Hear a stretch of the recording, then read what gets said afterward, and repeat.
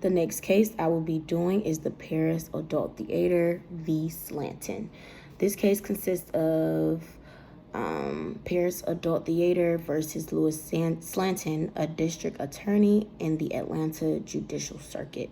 There are 2 adult films being shown in commercial theaters that Slanton clearly had an issue with. So since in the trial court, affirmative evidence was not required, these complaints were dismissed because the display of the film was where adults are. It was adults who agreed to watch these films, so they honestly don't see an issue with it.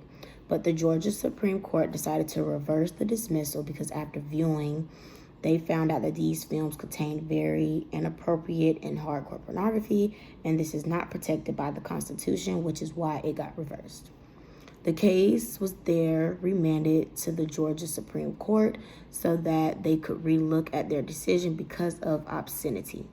The District of the United States says that films do not contain the constitutional protection since these films were only shown to consenting adults, meaning people who gave consent to watch these films with only ones who are supposed to be watching it, meaning no minors were watching this movie, so they don't understand where the issue of hardcore pornography or, adult films being an issue being played in commercial theaters if only consenting adults were watching.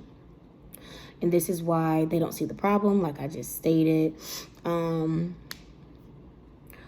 Miller versus California, that case stated that obscene materials are not protected by the First Amendment, but the actual definition of obscene materials is lessened.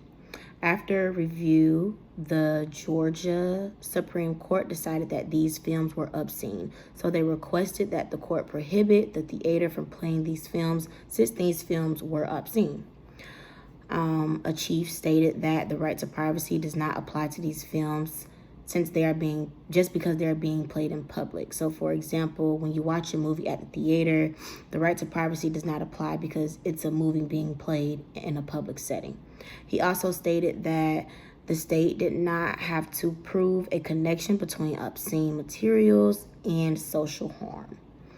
Someone then disagreed that they could not suppress this for adults who gave consent to watch the film. Then they concluded that the government regulations should be confined to protecting minors and non-consenting adults. So the movie overall, or the film overall, had no effect on children, so they don't understand why it's an issue and why they had to make a case on it, because if consenting adults are watching a movie that contains pornography or other things of that nature, it shouldn't be an issue if you gave consent to watch this movie. And that's all I have. Thank you.